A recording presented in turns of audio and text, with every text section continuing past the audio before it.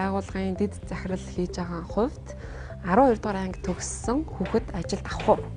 Дизайнер ч юм уу, систем архитектор ч юм уу, одоо яг код бичиж байгаа хүмүүс ч гэдэм юм. Эдний хувьд болохоор зөвхөн Монгол гэхгүй дэлхийд даяар бас яг эрэлт нэмэгдээд хүний одоо бичсэн програм дээр одоо юм уу тоглоом тоглох биш. Өөрөө програмаа бичээд өөрийгөө илэрхийлээд тэрүүрээ дамжуулаад одоо орчин үеийн ур чадварыг эзэмших ёстой гэдэг 1960 онд хэлсэн байна. Мэдээлэл технологийн чиглэлээр сурч байгаа оюутнуудын судалгааг одоо мэргэжлийн байгууллагуудаас нь авч үзэхэд одоо сурж байгаа оюутнуудын ерөөсөө 2.3% нь энэ мэдээлэл технологийн чиглэлээр сурч байгаа. Тэгээд одоо ингээд ажлын байранд ирэхэд жилийн $100,000 хиймэл оюун инженер одоо хэрэгтэй ийм нөхцөл байдалтай байж байгаа надаас ярьж ирсэн л. Одоо Монгол төгрөгөөр тооцвол сарын 20 сая төгрөгийн цалинтай ажил санал болгож байгаа гэсэн үг шүү дээ.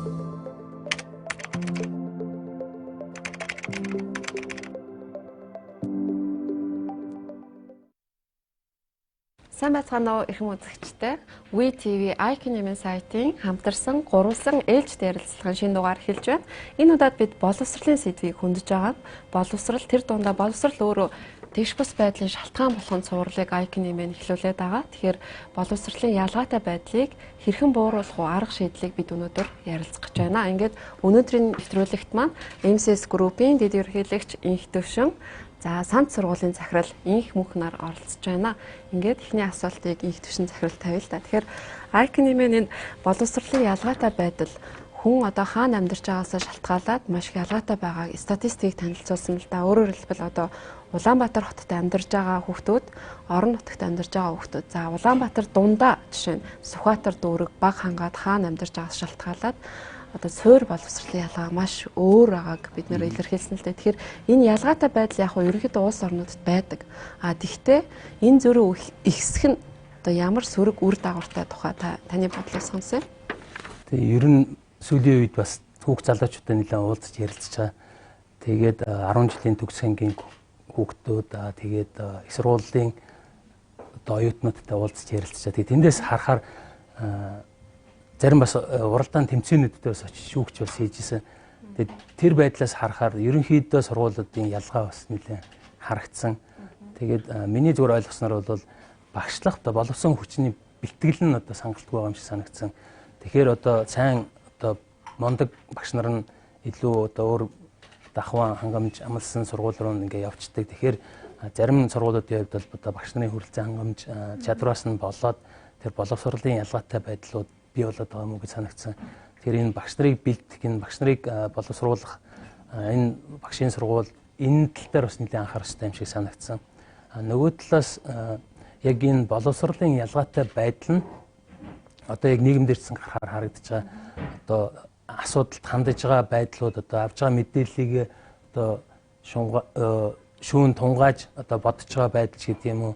Тэгээд бусдын нөлөөнд автах байдал, авж байгаа мэдээллийн үнэн зөвдөө одоо итгэл үнэмшил одоо өөрийн бодлоор дүгнж чаддаг, асуудлыг одоо өөрийн шийдлээ ч юм өөрийн бодлоо өөрийнхөө тарихаар боддог. Энэ чадварууд бас ерөнхийдөө харилцан адилгүй болохоор нийгэмд бас яг энэ илэрлүүд нь бас гарч ирж байгаа юм шиг санагдсан. Тэгэхээр ерөнхийдөө одоо хүний үгийг дагах ч гэдэг юм уу яг ухамсартайгаар бичдэг. Энэ байдлууднаас улсын хөгжил бас сөргөөр нөлөөлөх магадaltaй юм шиг санагдсан. Тэгэхээр ерөнхийдөө энэ боловсролыг тэгш чигд одоо хаан сурсан одоо хүртээмжтэй байх талаар арга хэмжээ авах урт хугацаанд мэдээж төлөвлөж одоо багш нараас сайжруулах ч гэдэг юм уу.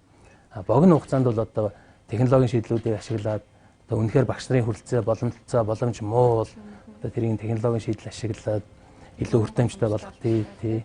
Одоо ийм санаачлууд бас их олон одоо гарч байгаа төрийн бос байгууллагууд, зарим стартапууд иймэрхүү чиглэлээр бас ажиллаж байгаа хүмүүстээс олон уулзсан. Тэгэхээр үзэгчд маань гайхаж магадгүй боловсролын асуудал ярьж байхад яагаад бизнесийн төлөөлөл оруулаа гэд. Ер нь бол одоо Монголд бас энэ нөгөө боловсрол хүний нөөцийн зах зээл хоёр уялдаж чаддаггүй гэдэг юм юу байдаг шүү дээ. Ер нь бол эцсийн дүндээ сайн боловсрол авсан хүн бол сайн боловсон хүчин болно те. За тэгээд эдийн засаг өсгөгч гэдэг юм уу те ийм эерэг талуудтай. Гэтэл өнөөдөр Монголд энэ нөгөө боловсролын салбар маань эдийн засгийн нэрэлт хэрэгцээгээ хангаж чадахгүй болоод ирэхлээр бид нөгөө урагшлах гэдэг. Гэтэл хөл маань ийм хүлээтэй юм шиг болчих гээд байгаа учраас бас Энхтүвшин захирлыг оруулж байгаагаас үзэгчтэй тайлбарлаж хэлэх нь зөв баг. Тэгэхээр Энхмөнх захирлын үед бас яг сая Энхтүвшин захирлын ярьснаар яг энэ нөгөө санал санаачлаг гаргаа явж байгаа боловсролын тэгш хүртээмжийг одоо технологийн аргаар шийдэх ийм одоо санал санаачлаг гаргаа явж байгаа. Тэгээд Энхмөнх захирлын үед бас Стэнфордын их сургууль боловсролын технологийн чиглэлээр мастер хамгаалсан. Тэр энэ чиглэлээр бол бас онол шинжлэх ухааны нэлээд одоо мэдлэгтэй гэж үзэж байгаа. Тэгээд энэ ялгаатай байдлын тухай эхлээд тавьсан хариулахгүй. Ер нь бол яг орон зайн ялгаатай байдалтай. Тэгээд тухайн дүүрэгүүдийн одоо нөхцөл байдлаас одоо хамаарат багш бас Энхтүвшин захирлын хэлдэг багш нарын бас нөөц болцооноос хамаарат ингээд бас ялгаатай байдлууд бол үүсэж байгаа. Тэгэхээр энэ ялгаатай байдлыг бол арилгахын тулд бол ер нь бол нэг шийдэл нь бол технологийн шийдэл юм байна. Тэгэхээр технологийн шийдэл дотор одоо бидний захин боловсрол мөн бас зарим нэг хичээлүүдийг бас нэмж одоо агуулгыг нэмж оруулах тийм одоо зайлшгүй шаардлагууд бас бий болоод байгаа. Тэгээд бас Энхтүвшин захирлаас орж байгаа ч гэсэн бас нөгөө компаниуд ер нь ямар одоо боловсрол ажил болсон ямар ур чадвар одоо ер нь одоо яг ажлын байран дээр гарч ирэхээр одоо илүү хэрэгцээтэй байгаа тий. Тэгээд бол ирээдүйд бас ямар ажлын байрууд бий болоод ямар ажлын байрууд нь бас байхгүй болох гээд байна гэсэн энэ талаар ч гэсэн бас ер нь ярилцъя гэж бодож байна. За тэгэхээр би түрүүн бас асуултандаа дурдсан ер нь энэ хөдөлмөрийн зах зээл маань боловсролын энэ салбартаагаа уялдаж өөрчлөгдөж чадахгүй байна. Хэрэгцээ шаардлагыг хангаж чадахгүй байна. Зарим мэрэгжлийн хүмүүс хэд олноороо бэлтгэгдээд шаардлагагүйгээр гэтэл яг хэрэгцээтэй хүмүүс маань бэлтгэгдэж чадахгүй юм ч гэдэг юм уу. Энэ тал дээр та яг одоо групп удирдаа явж байгаа хүний нэгэн хувьд одоо санал бодлоо олцгоё. Улсын одоо том сургуулиуд байвал бид нар дэрийг ханддаг жишээлбэл Монгол Улсын их сургууль, шинжлэх ухааны их сургууль эднэрээс ирээд одоо бид нар та нарт ямар мэрэгжилтэн илүү хэрэгцээтэй байна. Тэгээд бидний бэлдсэн манай сургуулийг төгссөн хүүхдүүд оюутнууд одоо ажлын байран дээр гараад яг ур чадвар нь ямар шүү байна. Одоо яг юу нь болохгүй байна. Ямар ур чадварын сул байна гэдэг талаар бас ингээд хоорондоо холбоотой биднээс бас ингээд фидбек юм уу одоо мэдээлэл солилцдог ийм бас юу байгаа. Тэгэхдээ зарим яг одоо мэрэгжлийн хувьд бол нөгөө урт хугацаагаа бид нар ингээд төлөвлөж чадахгүй болохоор хурдтай хөгжиж байгаа салбаруудын одоо мэрэгжилтнүүд бол аягүй дутагдж байгаа. Яг удаан хөгжиж байгаас одоо өөрчлөлт шинжил удаан явж байгаа салбарууд бол бас харьцан гайгүй. Ялангуяа технологийн салбарууд дээр одоо шилбэл системийн одоо дизайнер ч юм уу, систем архитектор ч юм уу, одоо яг код бичиж байгаа хүмүүс ч гэдэг юм уу. Эдний хувьд болохоор зөвхөн Монгол гэхгүй дэлхийд даяар бас яг эрэлт нэмэгдээд. Тэгэхээр уул нь бол одоо яг ийм мод болж байгаа хот одоо ийм сэдвүүдээр олон хүмүүс сурмаар байтал ерөнхийдөө одоо энийг төгсөж байгаа мэрэгжилтнүүд, оюутнууд, залуучуудын хувьд бол их тутмаг байгаа. Тэгэхээр боловсрол мэдээж нэг намрын чухал те.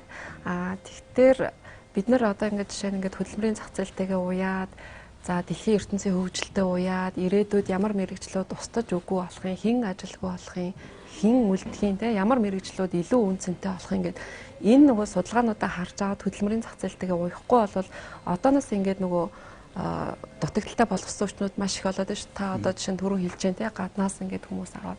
За бид нар бас энэ цувралын хүрээнд ер нь энэ IT-ийн мэдээлэл технологийн чиглэлээр сурч байгаа оюутнуудын судалгааг одоо мэргэжлийн байгууллагуудаас нь авч үзэхэд ерөөсөө одоо сурж байгаа оюутнуудын ерөөсөө 2.3% нь энэ мэдээлэл технологийн чиглэлээр сурч байгаа. Тэгээ хамгийн харамсалтай нь дэлхийн ертөнцид энэ чиглэлийн мэргэжил улам үнд ороод өрсөлдөөн бий болоод те энэ чиглэлдээ улс орнууд бодлогоор хөрөнгө оруулалт хийгээд за тэргээр сурах оюутан сурагчдын итэх оролцоо ч гэсэн нэмэгдэж байхад Монголд энэ тоо буураад байгаа юм л да хамгийн харамсалтай нь.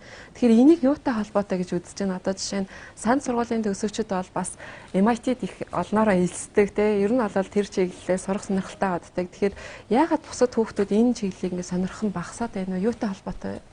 Ер нь бол яг програмчлалын нэгдүгürt бол програмчлалын хэл бол одоо шууд юу гэдэг нь Python, Java гэх хэлүүд ингээд C ч юм уу заагаад эхлэхээр өөрөө тийм хэцүү юм шиг харагддаг.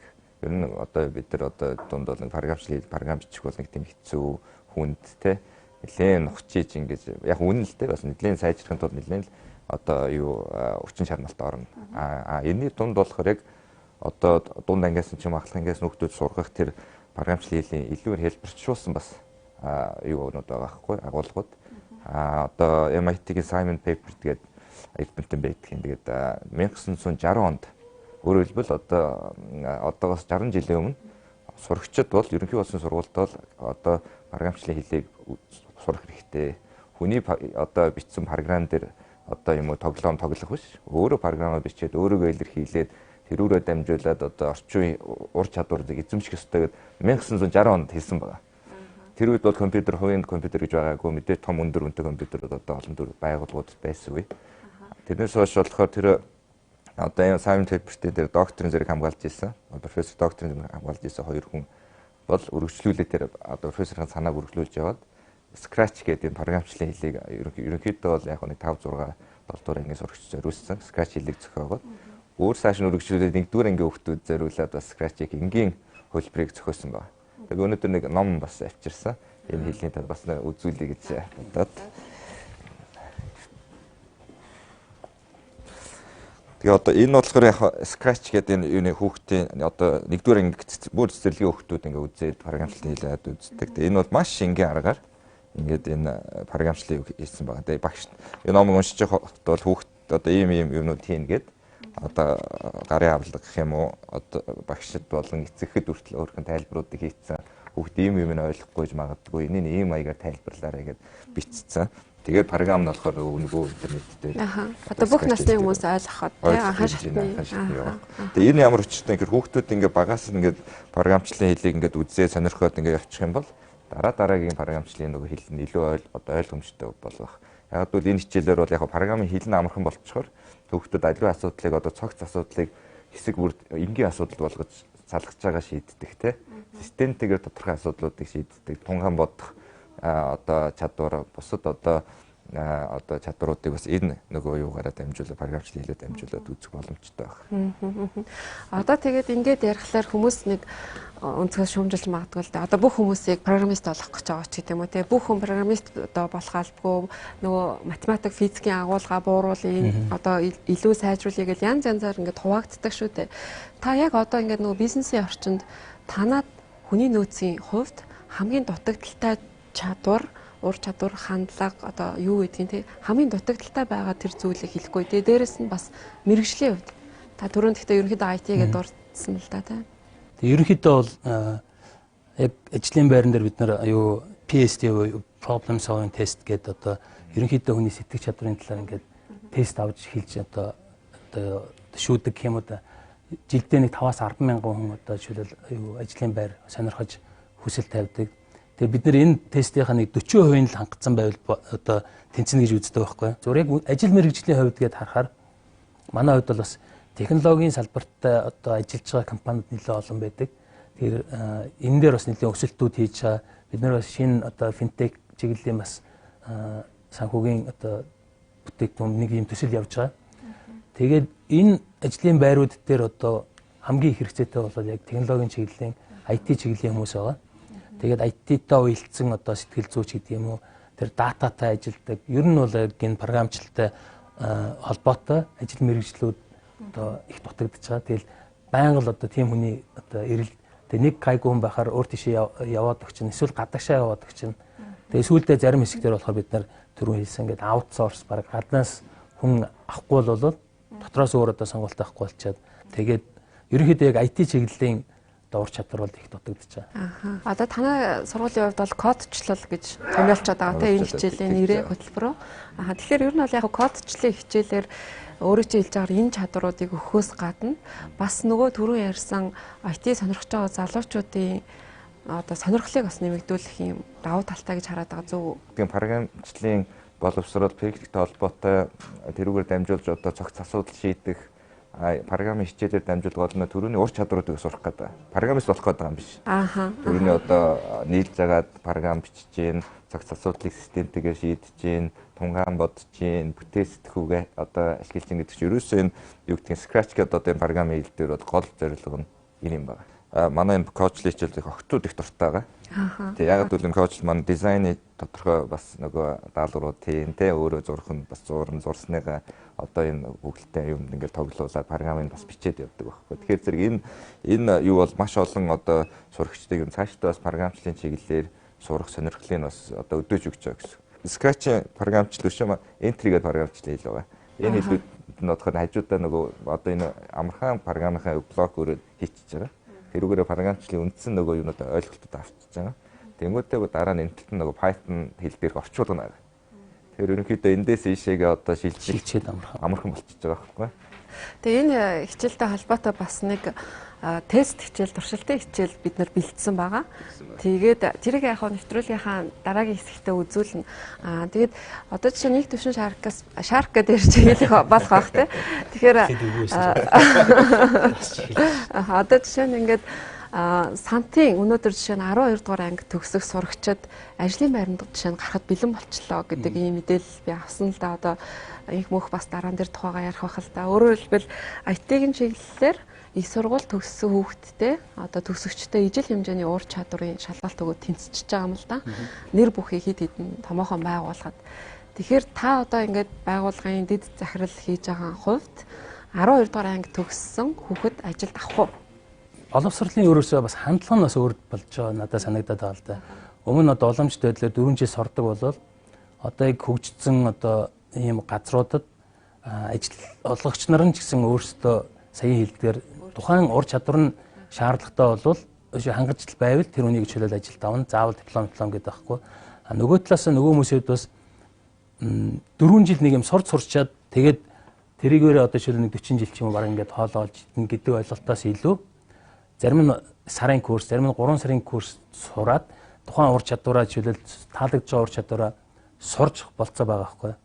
Жил ч юм уу одоо сураад тэгээд тэр одоо эзэмшсэн мэргэжлэрээ одоо ажлын байранд гарч ажиллаад тэр хүн таалагдж гин үү эсвэл болж гин үгүй юу гэдгээ өөрөө шийдээд хэрвээ таалагдахгүй дахиад өөр юм сурдаг ч юм уу. Ерөнхийдөө ийм хандлага руу одоо чөлөө их явж байгаа. Сая та санаж байгаа бол Шарк танк нэвтрүүлэг дээр чсэн нэг шоколадны төсөл орж ирсэн шүү дээ.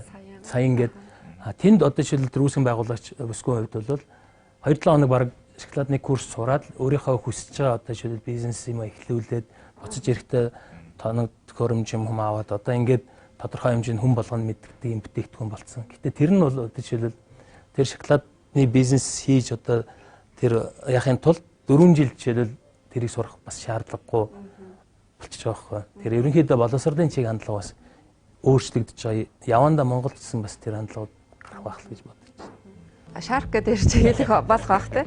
Тэгэхээр та одоо ингээд байгууллагын дэд захирал хийж байгаа хувьд 12 дугаар анги төгссөн хүүхэд ажилд авах уу? Дизайнер ч юм уу, систем архитектор ч юм уу, одоо яг код бичиж байгаа хүмүүс ч гэдэм юм.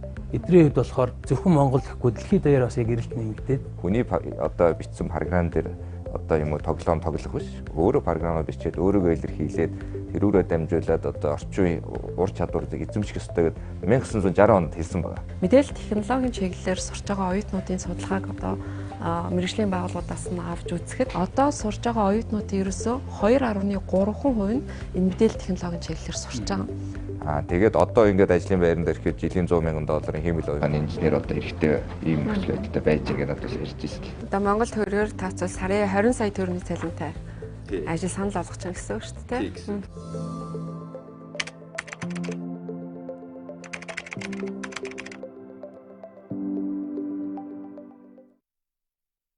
Тэгэхээр Энхмөнх бас сургуулийн төгсөгчдийн жишээнээс ярих байх л та. Энэ жил 12 дугаар анги төгсөж байгаа зарим хүүхдүүд сурагчид маань шууд ажлын байранд гарах гэж байгаа. Гэхдээ энийг бас үзэгчд маань бол бас зөв ойлгох хэрэгтэй байх. Яагаад тэгэхээр өнөөдөр бид нар одоо их сургуулийг өгөөсгээд дээд боловсролыг өгөөсгээд ийм яриаггүй. Ямар маш цөөхөн тохиолдол тухайн хүүхдийн ур чадвараас нэгдүгээр шалтгаална. Хоёрдугаарт тухайн мэргэжлийн онцлогоос хамаарна. Тэгэхээр энэ тохиолдолд өнөөдөр 12 дугаар анги төгссөн хүүхдүүд энэ одоо цөөхөн нь ингээд ажлын байранд шууд орох боломжтой болж байгаа шүү гэдгийг нэг сонголтыг илэрхийлж байгаа гэдгийг бас сайн ойлгох болохгүй байх л та. Манай програмчлалын хөтөлбөр орол 3 жил болж байгаа. Тэгээ 3 жилийн хугацаанд яг бүх анги ерөнхийдөө зэрэг эхэлсэн байхгүй. Өөрөөр 6 дугаар ангид програмч арай энгийн юм нөгөө scratch entry-гээ хийлээ. Тэгээд яг одоо 8 9 дугаар анги нь болохоор Python хэлээр анги тий гэсэн үг. Тэгэхээр зэрэг яг тухайн үед 10 дугаар ангид орж ирсэн сурагчид маань ер нь нэлээд сайн сураад програмчлалыг ер нь 3 жил сурангуудаа ер нь ингээ бичээд байгааг анзаарах юм бол ер нь мэргэжлийн төвшөнд ер нь төхөж бичээд байгаа байхгүй програм. Яг бүх хүүхдүүд биш л дээ нөгөө програмчлалын зарим сонгож сурдаг. Тэгээд яг тэгээ бичээд ирэхээр нь ер нь бол бас магадгүй бас манай энэ програм одоо хүүхдүүд маань яг юуны төгсөд одоо компанид ороод байгууллага программист орох ер нь мэдлэг чадвар нь байна уу гэж шалгуулсан. Тэгээд яг нөгөө SCC гэдэг энэ оюутлогоо тэгэл хаан банк гэл Монголын томоохон байгууллагуудад нөгөө хүлийн нөөцийн мэрэгчлэн одоо олж өгдөг байгууллага манад сургууль дээрээ тухай хөлт ярьцлага хийгээд тест аваа шалгаад ерөөдөө нэг 2-3 хөлт бол ер нь шаардлага хангаж байна. Яг нэг сайн тал нь бол яг бас англи хэлтэй байна. Гэдэг яг англи хэлтэй байх юм бол нөгөө шинэ нөгөө tools, шинэ программын жилүүдээ ч өөрөө нөгөө сураа явчихдаг байхгүй. Тэгээд тэр нөхцөл байдлаас болж гинэ гэд. Ер нь бол яг програмчлалын нөгөө хүүхдүүд ерөнхийдөө маш их сонирхолтой байна гэдгийг харуулдаг байна. Тэгээд нөгөө сая нөгөө олон улс нэг судалгаа эдийн засгийн форумс гаргасан чи хамгийн их сонирхдаг 3 хичээлийн нэг нь байна гэд. Тэгэхээр хүүхдүүд чинь нөгөө сонирхолтой болгох тэрийг бүр цааш нь хийгээд байдаг. Тэгээ бүр хийсээр байгаад одоо яг бид компанид ажиллах хэмжээний төвшөнд бол очсон байна гэдгийг харуулдаг. Монтажууд тэр сурагчид маань их сургуультай бас эсэд бас шалгалтуудаа өгөөлөө явж байгаа. Тэгэхээр яг их сургуультай сурах уу бас нэг компанид ороод нэг жил ажиллачаад дахиад сурах уу гэдэг одоо сайн Энхтүвшин захирлын хэлдэг те уян хатан байдал энэ нөхцөл болцоог бид нар Монголын залуучууд ялангуяа ахлах сургуулийн сурагчтай олох хэрэгтэй юм байна гэдгийг л бид нар суурилаад энэ хөтөлбөрөөс сургууль дээр хэрэгжүүлээд олон улсын хүүхдүүд энэ IT чиглэлийг сонирхоод идэг хичээлийн тэгтэл Монголд ингээ буураад байгаа нь өөрөөр хэлбэл ерөнхий боловсролдох энэ мэдээлэл зүйн хичээлийн одоо агуулга хүүхдүүд сонирхол төрүүлэхгүй байгаатай холбоотой гэж тайлбарлаж болох уу? Хөтөлбөрөнд олон улс бэлэн байгаа. Код бичих хөтөлбөрүүд олон улсд их байгаа. MIT-ийн Scratch гэдэг энэ хэл бол маш энгийн юутай эдгээр өөрсдөө сурах бичиг бүх юмудаа юу байгаа. Бүх юм ингээд нээлттэй байгаа. Тэгэхээр энийг бид нар урдан сургуулийнхаа одоо ерөнхий боловсролын хөтөлбөрүүдэд оруулаад хүүхдүүдийг сургаад үзүүлээд явчихсан. Хүүхдүүд аяндаа л өөрөө сонирхоод тэрийг хийгээл гэртээ очиж бас хийгээл те өргөжлүүлээ яваа тэр ур чадруудаа энэ одоо хичээлүүдээр олж аваад тэгээ эргээд одоо байгууллага компаниуд те өөрхөн стартапаа байгуулдаг юм дараагийн компанид ажиллахдаа бол илүү ур чадвартай, илүү мэдлэг боловсролтой цаашдаа хөгжөөд явна л гэсэн. Багш нарын хангамж ядын одоо энэ би зүгээр болцсон шалтгааных нэг нь багш нарын хүрэлцэн хангамжаас босно уу тэгсэн. Тийм. Би бас тэгсэн гэж харж байгаа. Одоо жишээ нь ингээд та жишээ нь хичээл дээр үзсэн байгаа ерөнхий боловсролтой. Битээр бол одоо ингээ үзег байгаа байхгүй. Битээр ингээд 80-аад оны төгсгөлийн үеийн хүүхдүүд жоохон залуучууд. Тэгээ битээр бол ингээд огт тэр тухай 10 жилдээ одоогийнхаар бол 12 жилдээ үзег байгаа юм л да. Тэгэхээр одоо жишээ нь би бас үеийнхэн ганц нэг ингээ залуучуудаас асууж үзэжсэн үү гэд ерөнхий боловсролтой. Тэр үзэжсэн гэдэг чинь. Тэгэхээр энэ бол яг нөгөө багшийн сэтгэл, ур чадвар тэрнтэй холбогдоод байгаа байхгүй. Тэгэхээр энэ хүмүүсийн бас нэг санаачлаад байгаа нь одоо сант дээр ингээ туршсан зүйлээ тий бүх ерөнхий боловсролд ингээ оруулаа гэдэг аахгүй. Одоо өөрөөр хэлбэл энэ кодчлын хичээлийг альбом боловсролд нь хөтөлбөрт нь оруулж өгье гэдэг. Гоё санаа. Тийм. Тэгээд энийг болохоор одоо icon image бас дэмжиж байгаа шалтгаан бид нар ингээ боловсролын ялгаатай байдлыг ур чадрын хүрээнд энэ байдлаар ингээ шийдэх боломжтой мүү гэж хараад байгаа аахгүй. Тэгээд Энхмөнхийн санаачилж байгаа нь онлайн байдлаар оруулчих гэж байгаа. Өнөөдрийн технологиор багш нарын дутагдж байгаа гэж шийдэж байна шүү дээ. Тэр тухайгаа бас ярих ах Энхмөнх. Тэгээд нэгэнт одоо програмчлалын багш тийм дутмаг байгаа юм чинь.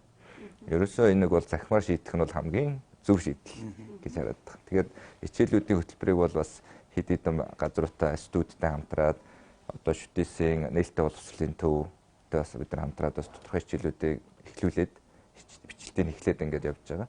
Ерөөдөө манай багш өөрийнхөө хөтөлбөрөөр ингээд хичээл заагаад ингээд явж байгаа. Тэгээд энэ юг шийдчих юм бол бид нар бол ерөнхий болсон сургуулиуд бол энэ програмчлалын хөтөлбөрийг бол бүрэн хэмжээнд нэвтрүүлэх баг одоо зардлаар шүү дээ тий биелүүлэх боломжтой болчих нэг лаборатори, прожектор тэгээд нэг прожекторын скрин л байгаа байхгүй тий тэгээд л бид нар нэг нэвтрүүлчих боломжтой. Одоо ч энэ нэг үе бодвол ерөнхий боловсролын сургуулиуд бол харьцангуй мэдээлэл зүүн танхимтай болцсон гэдэг бүгдээрээ тий.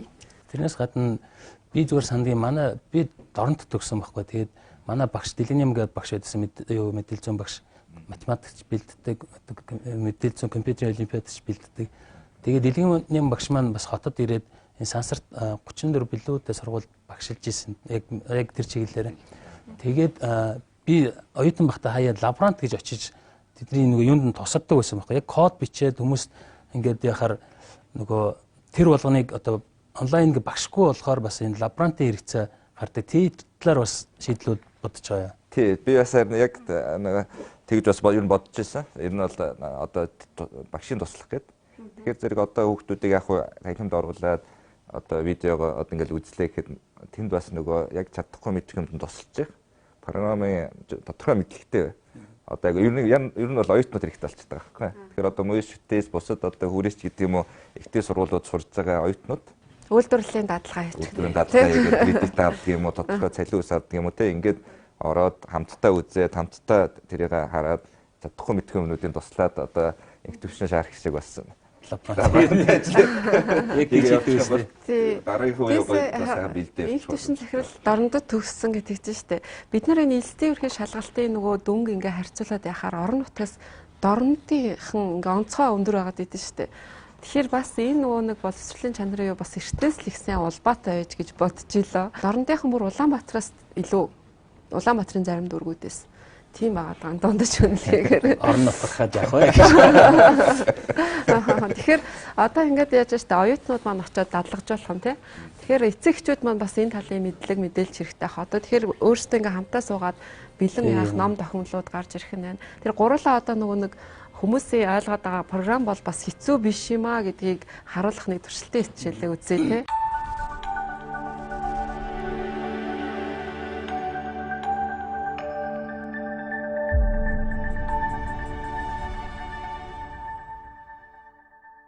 За сайн байцгаана уу? Өнөөдөр маш сонирхолтой хичээлийг үзэж чинь бид нэр ямар хичээл вэ гэхээр саран дээрээс пуужин хөрөх чинь. Гэхдээ энэ зүйлийг кодчлын хэл дээр маш амархан зүйлээр хийх чинь.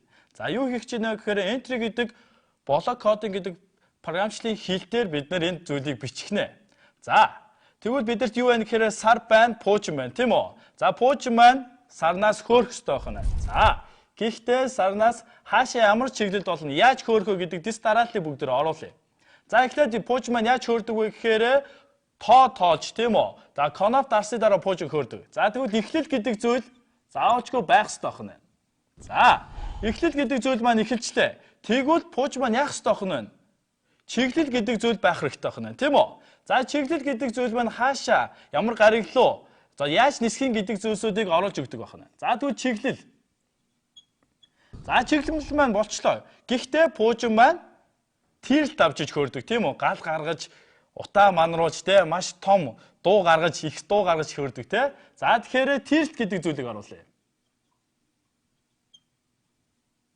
За пуужин маань болохоор сараар ингэж аялж байгаа тийм үү? За энэ аялал гэдэг зүйл бас маш чухал байх нь. За аялаа дуусан пуужин маань яах ёстой байх нь гэхээр буцаад газардах хэрэгтэй байна. За энэ газардах гэдэг зүйл маш чухал байна. За энэ манай entry блок кодын програм маань интернетэд маш үнэгүй байрлаж байгаа. Тэгэхээр та бүхэн энийг компьютер дээр маш амархан гаргаар татаж болох нь. За би танд сайтын бичээд үзүүлье.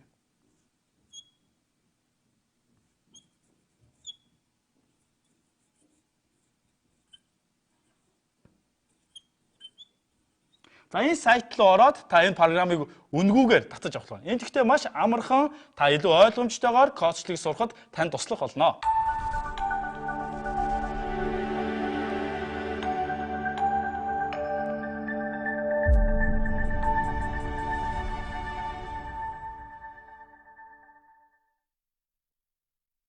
За шилэн самбар дээр бид нар сая доор ямар бүтэцтэй програм дээр ажиллаж байгаа болон ямар зүйл хийхээ ялцсан. За entry програм нь иймэрхүү бүтэцтэй байх нь. За тэгвэл одоо background болон пуужингаа гаргацгаая. За бид нар moon сарыг сарн дээр суурьж байгаа тийм үү? За тэгвэл сараа гаргацгаая хөлтөдөө. За сар гарлаа. Дээрээс нь тэгвэл бидэд rocket буюу пуужин хэрэгтэй байна. За пуужингаа бичээд үзье. За пуужингаа бичингүүд бидэрт 3 төрлийн пуужин гарч ирэх ёстой байгаа. За энийг 3 дахь нь сонгоод үзье. За тэгэнгүүт бид нар хамгийн ихний блок код маань юу болох вэ гэхээр товчлуу дарах үед пуужин маань нисэх ёстой байна, тийм үү? За тэгвэл space гэдэг товчийг дарах үед хөөрөх нь пуужин. За үүний дараа бид нар sound буюу дуу гаргах ёстой. Дуу гаргаж иж пуужин маань хөөрнө. За тэгэхээр пуужингийн дуугарт илүү ойрох дуулах нь аянганы дуу байна. За аянганы дуугаа оруулаад за энийг сонгоод илүү дөхөм дуугарч байна. За тэгээ оруулаад үзье. За тэгвэл саундныхаа блок кодыг мөн ойдлцоогоод яг доор нь холбож өгөх нь байна. За үүний дараа бид нар давтамж гэдэг зүйлийг оруулж өгч байгаа. За энэ яг юунд хэрэгтэй блок вэ гэнгүүт пуужин маань дөрвөн ширхэг зурагтай байгаа. За утаа болон гал гаргаж байгаа зургнуудтай. Энэ бүх зургнуудыг сольжиж пуужин маань дээшээ хөөрнө. За тэнгуут энэ 4 зураг байгаа учраас бид нар 3 удаагийн давтамж хийж өгөх ёстой. Тэгээд change буюу зургнуудын солих блок кодуудыг оруулж өгч байна. Үүний дараа зургнууд маань хоорондоо солигдохдоо 1.5 секундын давтамж зайтайгаар зургнууд маань солигдож дээшээ хөөрөх ёстой байна. За үүний дараа бид нар дахиад нэг давтамжийн блок код оруулж өгсөн. Энэ болохоор пуужиг маань дээшээ хөөргөж өгөх блок код байна. За эерэг тэнхлийн дагуу дээшээ пуужиг маань хөөрхнө. За бүгд төр пуужигаа хөөргөд үзье. Вау, үнэхээр гайхалтай пуужин маань хөөрж байна тийм үү? Энэ цөөхөн блок кодуудыг ашиглаад маш амархнаар пуужин хөөрглөө. Тэгвэл буцаагаад дахиад тэгвэл пуужиг буцаагаад сансар дээр буулгая. За, буулгахын тулд энэ блок код маань маш хэрэггүй байна. За, устгахчээ тэгвэл. За, тэгвэл бидэрт ямар зүйл хэрэгтэй вэ гэхээр энэ блок код маань хэрэгтэй байна. За, энийг бүгдээр харъя. Энэ болохоор дээшээ тэр хязгаарлуу ниснэ гэсэн блок код байх нь. За хэр зайтай нисэх вэ гэдэг зүйлийг. За x y тэнхлийнхаа дагуу бас оруулж өгөх нь тийм үү. За дараа нь тэгээд тэр газартаа бас хэр удаан хугацаагаар явах вэ гэдэг wait гэдэг секундыг оруулж өгч байна. За үүний дараа бид нар пууж маань яах нь вэ? Саундтайгаар бусаж бууж ирэх хэрэгтэй тийм дуу гаргаж. За тэгвэл буцаад саунд блок өрчье. За дахиад бид нар аль газар ирэх вэ гэдгийг энэ блок кодоор орлуулад үзье. За мөн одол би та нарт одоо x y тэнхлийг харуулж өгье. Y тэнхлэг чи босоо тэнхлэг, x тэнхлэг хөвтэй тэнхлэг. За хаанд болох вэ гэдгийг баримжаа авсан бол одоо бичээд оруулчихъя. За үүний дараа яах вэ гэх юм бол шэпүүдээ зургнуудаа солих хэрэгтэй байна. За тэгэхээр давтамж гэдэг зүйлээ бүгдээр оруулж өгье. За энэ давтамжаа бүгдээр оруулж өгнө. Мөн адил манай Rocketman 4 төрлийн зурагтайгаа тэр 3 удаагийн давтамжтай орсолно. За солигдох блокийг орууллаа. Үүний дараа хүлээх гэдэг зүйлийг оруулж өгөөд за 1.5 секундын зайтай байсан тийм үү? Маш амархнаар энийг хийж байна. За одоо тэгвэл хөөргөд үзье. За маш амархнаар дээшээ хөөрчлөө бууж маань. Одоо тун удахгүй доошо буужна. Үүнийг харцгаая. Бууж ирлээ. За ийм амархан маягаар код сурах юм бол маш амархан.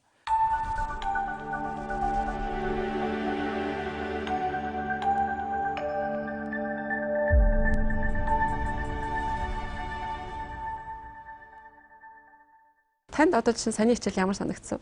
Айгүй хэлбэрхэн ингийн яг тийм хүүхдүүд айгүй ойрхон багш нь бас их хүнд их гоё хөргөгээр багш байна тийм. Сонирхолтой хэлбэрээр багийн ямар ч хүнлээд сурч харлаа. Тэгэхээр яг одоо сая Энхтүвшин захирлын хэлж байгаа яг энийг ингээд нөгөө 9 дугаар ангиасаа гэдэг юм уу 10 дугаар ангиасаа үзээд эхлээд 12 дугаар ангиа төсөж байгаа хүүхд бол мэдээж хүүхэд болгон шууд ажлын байран дээр гарах албагүй шүү дээ. Өөрөөр хэлбэл анхан шатны маш сайн суур мэдлэгтэй олчингууд л тэр хүн үргэлжлүүлээд юугаар сурах ёстой вэ? IT-ийн чиглэлээр сурлаа гэхэд тэр юуны илүү бүр тодорхой олж өгөх давуу талтай юм уу гэж хараад байгаа зөв. Тий, одоо яг хөө програмчлалын хэл сурч одоо хиймэл ухааны тухай ойлголтыг юу аваад ер нь яг өөрөө ингээд хиймэл ухааны одоо юу гэдгийг навч цэцэг одоо ялгаж тий одоо програм бичиж гээд хиймэл ухааны агуулгыг ойлгох гэхээр програмчлалын хэл чухал болчиход байна. Програмчлалыг мэдчихэд дараа нь програм дээр одоо тэр хиймэл оюуны алгоритмуудыг програм дээр бичээд тэгээд өнөхөр одоо энэ навчвын цэцгүү гэдэг одоо зураг ялгах гэдэг юм тий. Ийм дасгалуудыг ингээд хийхээр програмчлалын хэл хэрэгтэй түрүү Энхтүвшин захирлын хэлдэг шиг цааш нь одоо ингээд одоо эн чинь болохоор яг англи хэл гэдэг шиг бас нэг програмчлалын хэл байна шүү дээ. Энэ дээрээ тулгуурлаад хиймэл оюухан дата сайенс, дата инженеринг чиглэлийн бас мэдлэг чадрууд ингээд цаашаа ирээдүйд бас ямар өөр мэдлэг чадрууд одоо шинэ бүтээгдэхүүнүүд одоо шинэ мэдлэг одоо бий болох юм те тэр болгоныг л бид нэр энэ биелэн програмчлалын хэлийг мэддэг. Ингээд биелэн юунд ингээд сурах юм бол сурагчид маань ч гэсэн ирээдүйд бас ажлын байран дээр ч гэсэн илүү үр дүнтэй, илүү ур чадвартай байна л гэсэн үг л те. Яг ажлын байран дээр бас зөв нэмээд хэлэхэд зарим ур чадрууд болохоор ингээд сураал гэдэг яг гараад хэрэглэхээр тэндээс хэрэглэх юм нэг ширхэгч байдгүй. Тийм ажлууд бас одоо мэрэгжлүүд байдаг. Яг энэ програм хангамж гэдэг бол шууд л гараад хэрэгэлдэг. Одоо тэрийг шууд л гараад одоо тэрийг бичиж чаддаг бол одоо Java дээр бичдэг бол Java, Swift одоо юу гэдэг Python бичдэг бол шууд л гараад тэрийг бичээд хэрэглээд явах. Даалгаврын цог ойлгомжтой. За энэ хэсгийг ингээд ийм хэсгийг бичээрэй гэж даалгавруудаа өгч тэрийг хэдийн мэдж байгаа учраас тэгэл шийдэл гарчна. Яг IT-гаар одоо мэрэгшээд те за 12 дугаар ингээд төгсөөд энэ чиглэлээр ажиллаж болж байна. Өргөжлүүлээд сурж болж байна. Эсвэл богино хугацаанд ажиллачаад дахиад сурж болж байна те. Тэгэхээр яг энэ чиглэлээр сурцсан хүүхдүүдэд мэрэгчлэтнүүдэд ер нь ямар боломж дэлхийд даяар Монголд бий болж байна. Одоо жишээ нь бидний гурын ярилцлага хийгээ сууж байгаа энэ офисын хажууд бас Дэнцүүгийн Японд шууд ингээд орж ирээд айгуу гоё ажлын байрнаас санал олгоод явж ийн л да. Ер нь дэлхийд дээр бий болж байгаа боломжийн тухай ярихгүй. Ер нь бол яг сүүлийн үед бид нэг нөгөө програмчлалын чиглэлээр ажиллаж байгаа хүмүүс бол хамгийн гоё ажиллах газар бол одоо захиурын үндэ гэж одоо их ярьж байгаа шүү дээ тийм. Мэдээж бол захиурын үндэ бол манай одоо Америкийн бидний одоо банк ашигладаг одоо тийм Google одоо Facebook гэл газруудын одоо юунууд байдаг те офсууд байдаг. Сүүлийн үед бол ер нь бол бас энэ програмчлалын чиглэлээр бол ялангуяа бас урагшаага одоо үйлдвэрийн систем янз бүрийн юу гэдэг бас компаниуд бас байна. Хэмэл оюухан, Японд байна, Дэнцүү хэллээ те. Тайланд бас компаниуд бас бий болж байна. Тэгэрсээ энэ зүүн Өмнөд Азийн хэсэгт бол ерөөсөө програмчлал одоо инновац стартапын том төвүүд нэгдэж байна л та. Тэгээ саяхан Хятадд бас ойрхон одоо чинь саяхан нэг MIT-ийн хурал болсон байж чинь тэгээ очиод MIT төгсөгчтэй уулзаад байчуд одоо өөрийн компанийг байгуулсан. Тэгээд Хятадд одоо хүний нөөц бага байгаа учраас зүүн Европоос 3000 одоо тийм програмын чиглэлийн хэмэл оюуханы ийм чиглэлийн хүмүүсийг ажилд одоо аутсорсын хэлбэрээр авч байгаа гэд. Тэгээд одоо ингээд ажлын байран дээр ирэхэд жилийн $100,000 хэмэл оюуханы инженер одоо эрэхтэй ийм нөхцөл байдалтай байж байгаа надад ярьж ирсэн л. Одоо Монгол төгрөгөөр тооцвол сарын 20 сая төгрөгийн цалинтай ажил санал болгож байгаа гэсэн үг шүү дээ. Тийм гэсэн үг. Тэгэхээр зэрэг тийм ажлын юунд одоо санал болгоод ажил хүчин байхгүй. Тэгэхээр одоо өөрөөр хэлбэл тэр холын нөгөө захиурын үндэ чинь бүр ойртсон байгаа байхгүй. Тэгээ бүр яах юм бол одоо юу гэдэг Дэнцүү сая офсоо байгуулж гин Энхтүвшин захирал ирж зарим нэг гадагшаа яасан ажлыг бас энд бас хийж гин. Тэгэхээр ерөөсөө заавал орон зайн ерөөсөө ямар нэгэн хэмжүүр бол одоо програмчлал одоо IT одоо чиглэлийн ажлын байранд бол байхгүй байгаа. Харин тийм манайхан бас нэг ингэж буруу ойлгоод байдаг шүү дээ. Сайн боловсон хүчин бэлтгэл тэгэл гадагшаа гараа авчдаг шүү дээ гэд. Гэтэл IT бол бас энийг өгөөсгөж чадчихжээ те. Эх орондоо амьдраад олон улсын өндөр хэмжээний цалин аваад ажиллах боломж олж байна те. Тийм дэлхийн одоо энэ том одоо тех компаниуд одоо яг өөрсөндөө бол тийм программистууд одоо ийм олон хүн бол байхгүй. Дандаа ихэнх одоо ажлуудаа аутсорс хийдэг. Тэгэхээр одоо том нэм төвүүд бий болсон байна. Сая Энхмөнх хэлдгээр одоо жишээлбэл энэтхийг үлээх гэж Шри-Ланк жишээлбэл гэд тэнд хэдэн мянган одоо өөрсдөө яг улс нь IT чиглэл нь хөгжөөгүй мөртлөө IT-гийн жишээлбэл 2000 ажилтнтай компани тэд нар болохоор энэтхийн компани ажил хийж өгдөг. Энэтхийг нь болохоор Америкийн компани ажил хийж өгдөг. Хүмүүслэнгээр одоо түрүүчийн нөгөө юун дээр энэ програм хангамжийн блок гэдэг үстэй.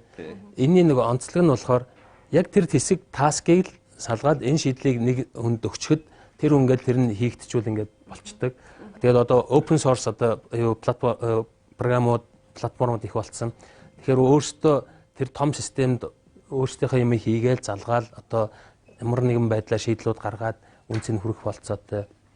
Тэгээд түрүүн хэлсэн заавал одоо Америкт ч гэсэн одоо том компаниуд ажлын байран гэсэн ингээд гэртээ ч юм уу одоо ингээд дуртай хаа байгаа газараа хийх болцоотой. Тэгэхээр заавал гадаад очиж ажиллаж ч юм одоо виз мэз одоо санаа зовхгүйгээр эндээ хийгээд ажиллах болцоо боломжууд бол байна. Дээр нь Монгол хүмүүсийн хувьд болохоор бас нэг давуу тал нь яг энэ технологийн чиглэлийн одоо математик сэтгэлгээ гэх юм уу ерөнхийдөө яг энэ технологи энэ програмчлалын чиглэл дээр бол би бас авьяастай юм уу гэж бодод байгаа. Энхмөнхтэй харин бас ярилцлага өмнө ярьж байхад ер нь бол орчин үед шаардлагатай байгаа хүүхдүүдийн ялангуяа нуур чадвар тал дээр мэдээж хэл байна те хоёр дахь хэл. За тэгээд энэ одоо IT-ийн боловсрол ур чадвар. За англи хэлгээл ярихад одоо мэргэжлийн багш нар маань монгол хэлээ сайн сурж иж англи хэлийг сайн сурна гэдэг юм хоёр дахь хэлийг те. Тэгээ ингээ ярихаар яг бидний энэ агуулга бол ингээ цаашдаа үргэлжлээд явна. Тэгээд Энхмөнхийн энэ санаачлаад байгаа ер нь ерөнхий боловсролын сургууль бүх нийтэд нь энэ кодчлын хичээлийг оруулъя. Яаж оруулж болох вэ? Арга шийдлийг бид нар бас дараагийн дугааруудаараа хөндөх болно. Тэгээд өнөөдрийн бас нэвтрүүлэгт урилгыг маань хүлээж авч оролцсон Энхтүвшин захиралтай баярлалаа. Энхмөнхтэй бас хамтран оролцсонд баярлалаа гэж хэлье. За баярлалаа. За